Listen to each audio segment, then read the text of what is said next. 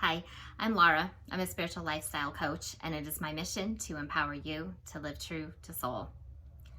Today, I want to do a video on manifesting. This is something that I think there are a lot of different opinions about how this comes about, especially in the spiritual community. Now, back in, gosh, what year was that? Maybe 2008. I was introduced to The Secret, which was a movie that really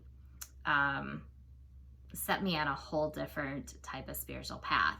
This is all about manifesting. And they talk a lot about keeping your thoughts positive, staying focused on what you want, feeling it as if it is real. And as long as you feel with all of your emotions that it is real, and you keep your feelings in that positive state to where you're going to receive whatever it is you want, that it will manifest. And it was about this time that my husband and I were separating, and I had stayed home with my daughter for the previous 5 years. So I needed to find a job fast. And so I did everything that The Secret said, and I wrote down everything that I wanted, and really focused on it and did everything that the movie said to do. And a lot of the things actually came true, sort of. The one thing that really didn't, that really threw me for a loop, was something that I felt would be fairly simple, and that was to have the job be in a location that was tropical with palm trees. And this is something that I had wanted since I was very young. The first time I was ever out of the country, I was 23 years old. The first time I ever touched the ocean, I was 23 years old. So it had always been my dream since I was very young to be somewhere warm. I grew up in central Minnesota, where it is about the coldest place you could possibly imagine in the wintertime. And so this was my dream. And so I felt it with everything, right? And I ended up getting a job in Anchorage, Alaska. It had never, ever come into my awareness, Alaska of all places. I mean, never. So through the years, I played with this idea of manifestation a little bit more, and what it meant, and how to go about it. And there were several times, I mean, I could manifest homes that I wanted to live in. I'd make a list of exactly what I wanted, and I'd just be patient, and I would find that home. Furniture, I could manifest furniture like an oven on Craigslist. I would have a picture of exactly what I wanted. I would find that whatever it was, the highest quality furniture for $200 in my budget. I could do that very easily as well. So there were other things that were much harder. And The Secret talks about that, and how if it's a really big thing, that it might take a lot longer.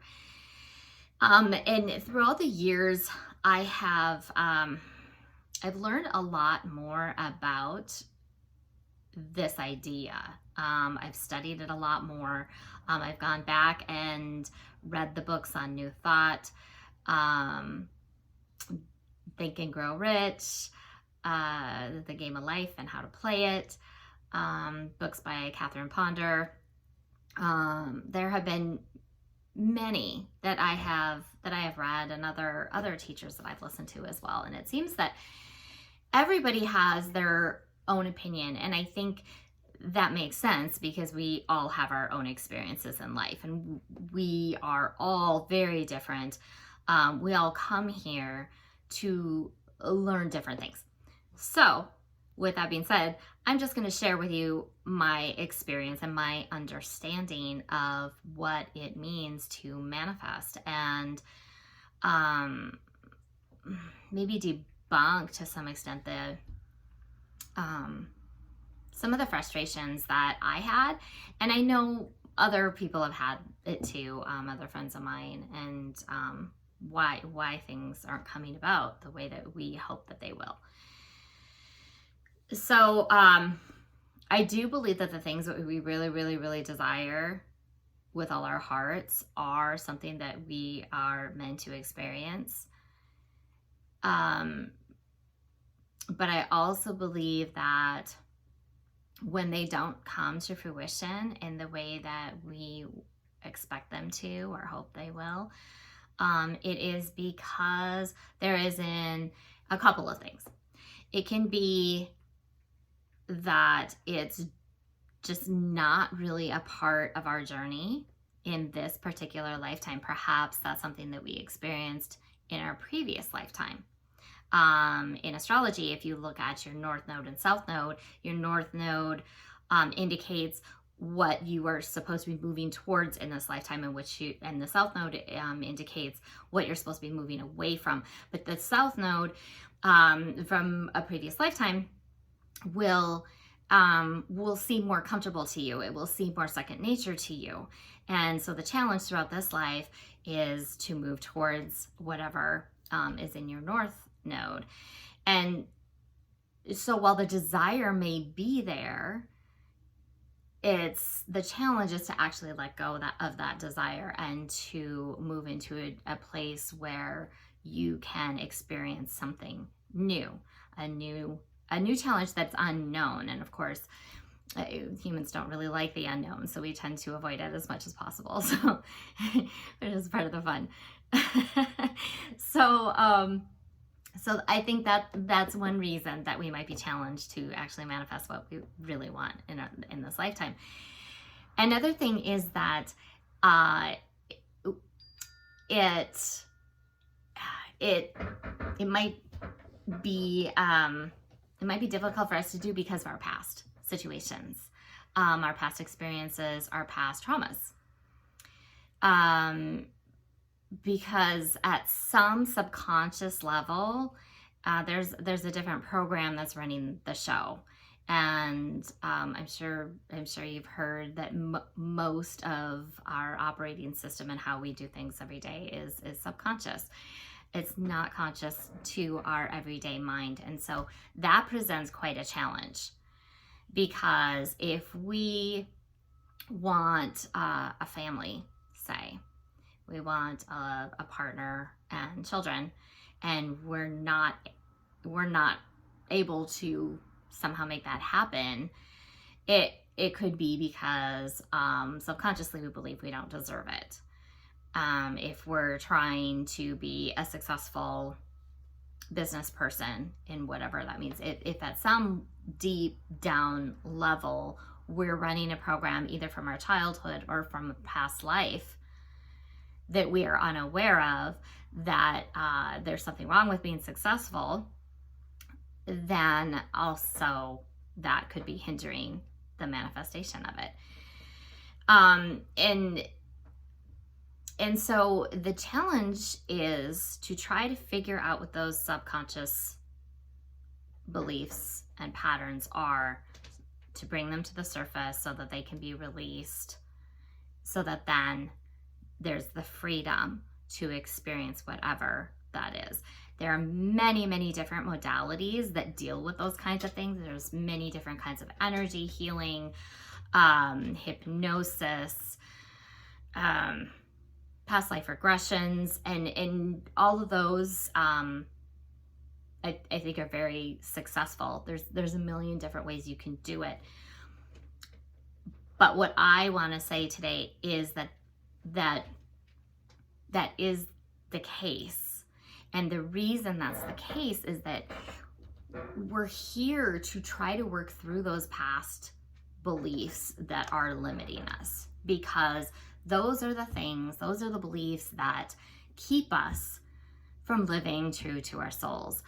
Those are the beliefs that keep us from aligning with that higher part of us, that higher divine part of us that is who we truly are. Now, the way that we can overcome this issue is by somehow figuring out what those subconscious beliefs are. Now, one of the best ways to do that is to recognize your triggers. Recognize your sensitivities. Recognize your insecurities, the things that you're afraid of. All of these things can be investigated. And as we investigate them, we're able to see them in a new light. In coaching, we call it a gremlin. It's this dark kind of core belief that we've picked up somewhere along the way, and ultimately at some level it comes down to I'm not good enough. I'm not good enough, or I'm not worthy. And when those gremlins, they're kind of like these they hide in the dark. And it's only by looking at the dark that we can see them and then give them the love that they need, because they're there to protect us. Those beliefs have been built up over who knows how long of trauma.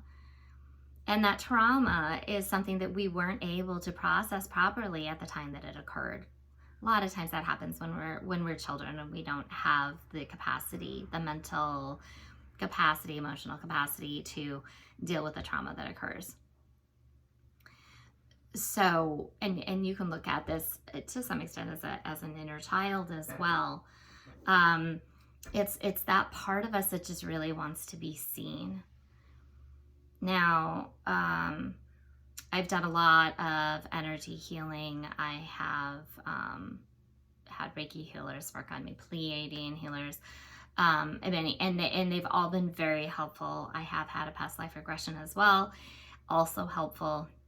But I think what was the most helpful was just me recognizing the things that came up for me. So let's say I'm at a networking event and I'm talking to a person and I recognize that I'm feeling inferior to this person. I could either project that inferiority onto the other person.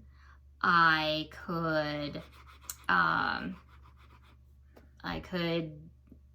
go home and feel really awful and say, why do I even bother? They're obviously better than me. But what I would do is I would say, that's really interesting that I'm feeling this way. I wonder why I'm feeling this way. And so I would grab my journal. This is pretty much my whole method of healing for me is this guy right here. Many of them. And I would grab my journal and I would get curious about it and I would investigate it to the best of my ability. And again, there's subconscious stuff is really hard to get to, but once you start investigating, start opening that door to that part of you that feels that way, you'll be surprised how more things will come up throughout the days that follow. Days and months. There will be things that come in to trigger you even more, or to give you an aha epiphany moment where you're like, oh my gosh, that's why, that's right, I forgot about that, or I didn't know about that, or it just really helps to bring it into awareness. And so if you can pinpoint, oh yeah, there was that one time where I stood up in front of all these people and I was talking to them and I made a real fool out of myself, and this other person came up and acted like they were amazing. These things get in there, and as soon as we can remember it and acknowledge it, it really helps to release it. And so the next step then, after recognizing, if you can, recognizing an incident that may have led to that same feeling that you had of inferiority, not good enough, then you can work with that. You can say, interesting, I can understand. You kind of coach yourself through it. I understand why I felt that way. it makes sense that I felt that way at the time. And I know that this part of me, this inner child or gremlin part of me, whatever language you want to use is completely up to you. But this part of me who was hurt at the time is now just trying to protect me from being hurt again. And so it puts up that wall as soon as I'm in that situation, and that same feeling is triggered again. And so it puts up that wall and tries to protect me. And I say, thank you so much for trying to protect me. I really appreciate it. It's so kind of you. However, I don't need to be protected anymore because I'm not at that stage of life anymore. I'm at a very new stage, and I'm at a stage where I need to feel worthy, feel confident, feel like what I have to say is important and it's just as important as somebody else. You're talking through it all as you would a child, with love and compassion, and you're seeing it. And at this point, an inner child meditation is really, really helpful. Just to go into meditation doesn't have to be long and drawn out or any big deal, but you're going within, and you're picturing yourself at that age, whatever age that was, where you experienced that. And you're giving that child love, and you're listening. In my journal, I have dialogue between me and my inner child. And a lot of it for me is more my teenage years rather than my younger years. I don't have a lot of memories from my younger years. As far as I remember, they were pretty smooth. Everything for me, the shit kind of hit the fan after 15. So it was kind of a disaster from about 15 to, I don't know, 25-ish. Yeah, we'll go with that.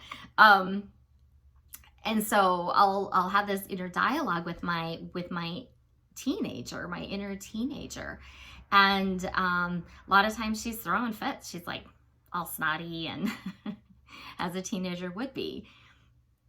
And she feels scared, and she feels confused, and she feels frustrated and feels like she's not seen and not heard. And so it's my job to reparent her and give her those things that she needs.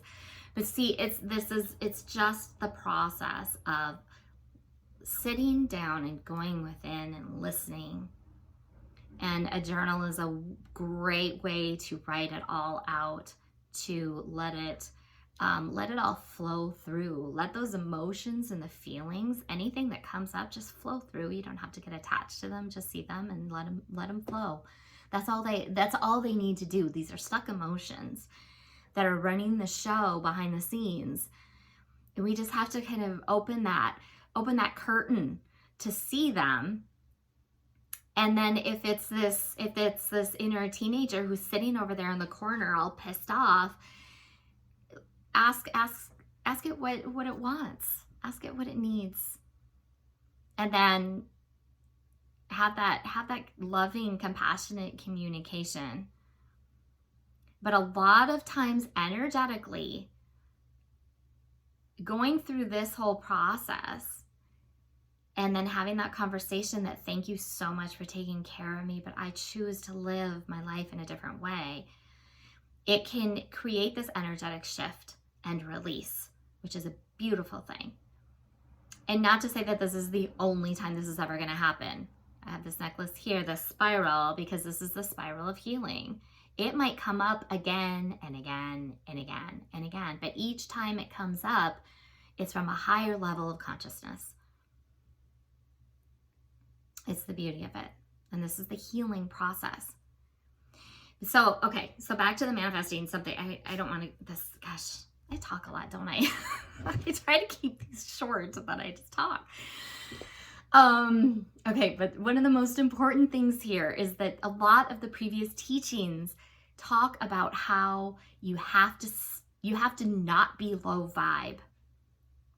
You have to not be low vibe. You have to only stay high vibe. And that's the only way, because if you're low vibe, then you're going to manifest more of the low vibe in your life. And I want to dispute that, because I don't think that's the case on any level. I think that obviously what we want is high vibe. We want peace and love and joy and compassion. And that is what is most important. I'm just questioning whether my headphones were not even on this whole time. I'm just gonna go with it. It's not feasible for us to be high vibe all the time. And it is absolutely imperative, I believe, that we recognize these darker feelings in us, because those darker feelings, those feelings of anger, jealousy, sadness, fear, these are all clues. These are all clues to what we need to heal. And if we ignore them and push them aside because we're afraid of not being high vibe, we're missing out on the opportunity to address the things that are actually keeping us from what we are actually trying to manifest. It's completely counterproductive. And all of this is what I learned and dealt with during that dark night of the soul. We can't be afraid of the dark. We can't avoid it. We can't run away from it. We can try all we want, but it's still down there and it's still running the show. We have got to see it. We have got to acknowledge it, and we have to heal it. And it's frustrating. I used to throw fits about that as I recognize this fact, because I'm like, it's subconscious. How am I supposed to heal something that's subconscious? I don't even know it's there, and it's keeping me from manifesting what I want. And at the time, remember, I was unemployed, and I don't have money to buy food. Every month, I didn't know where my money was coming for my rent. I mean, I was in,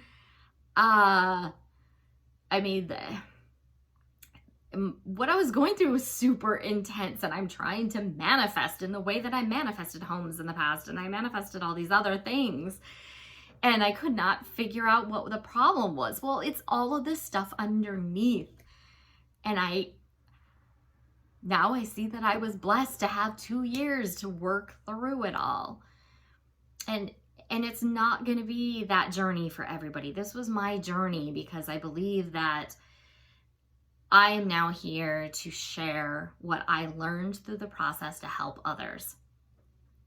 Don't think that you're going to have to go through the same process that I'm going to have, that I went through. We are all unique. And I think that is something that does not come across in a lot of spiritual teachers as well. They say, this worked for me, it should work for you. Just follow this easy 5-step plan. No, it's not true. It's not true. I tried these things and they worked for me. You can try them and see how they work for you, but understand you are a completely different person, completely different soul with a completely different journey in this lifetime. So that is incredibly important as well to understand. It's an incredibly complex process. However, I do know that those emotions, those triggers that come up for us, are absolutely essential. They're a treasure. It's a treasure map to what we need to heal. If we're feeling really sad, or if we're feeling really triggered, if we're if there's a friend that says something that really triggers us, it's a clue as to something within us that needs to be healed. Ultimately, it's not about the other person. Ever. It really isn't.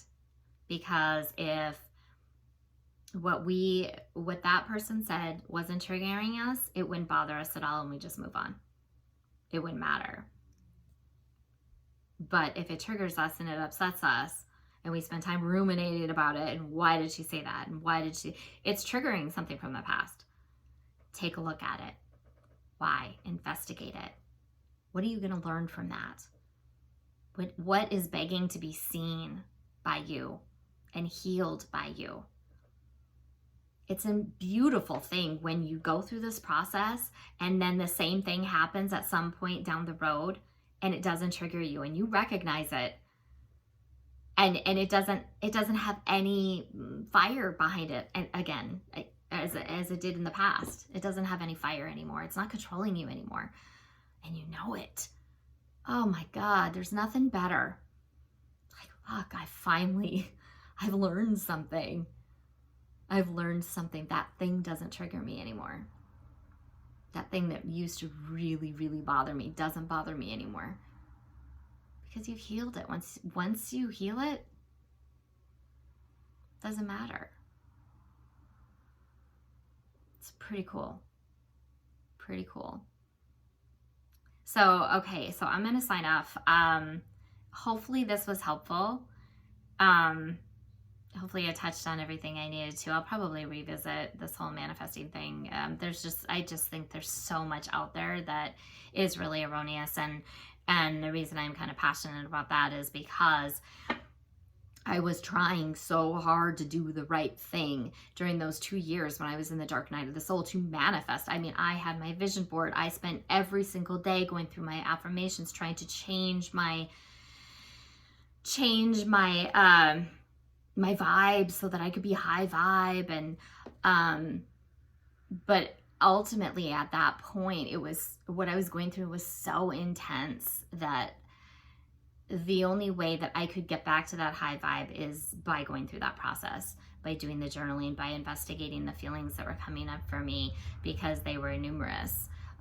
Feelings of being irresponsible, feelings of being unworthy. And I would beat myself up. I'm clearly not worthy because I can't manifest. So I'm beating myself up because I can't manifest, because it's like this huge cycle. And but I looking back on it, I don't know how I knew to do all of this stuff. I guess it was through my coaching. We didn't go to this extent. We did a lot of gremlin work in the coaching certification program I went through. So I think that's really where this all came from. And I just took it to another level. And I used it on a daily basis. It's not something I used, once every 6 months or something, or with a coach, or this was a daily process for me to pay attention to everything that I was feeling. And that was the way that I was able to get back to high vibe, because as soon as I would go through this process, go through the journaling, cry, scream, yell, whatever I needed to do to get that energy moving through my body, that allowed me to release. And then I could get on with my day. And I might have to revisit it depending on, there were some days where I was just a wreck all day long. And that might go on for a couple of days. But eventually I don't think it ever lasted more than a couple of days. And then I would have a good day where I'd be in a positive mindset and I would really feel fired up and remember my purpose, remember what I was doing, remember what I was working towards, remember why I took that leap of faith in the first place. And so I was able to get back there. And I was able to get back there again on a new conscious level because I was releasing that crap as I was going on.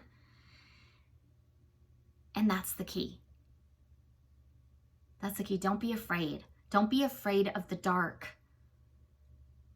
That's where the magic happens. That's where the beauty lies. Don't be afraid of the dark.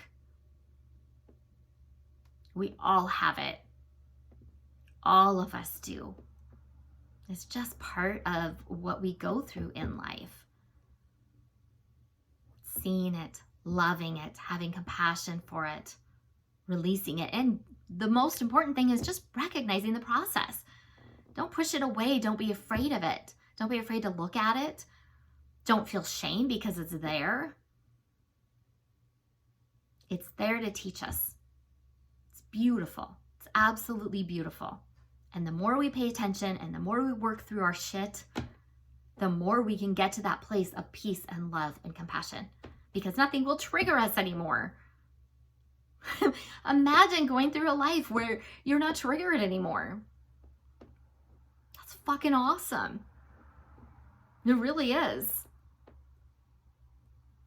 Okay, I'm going to leave it there. Thanks so much.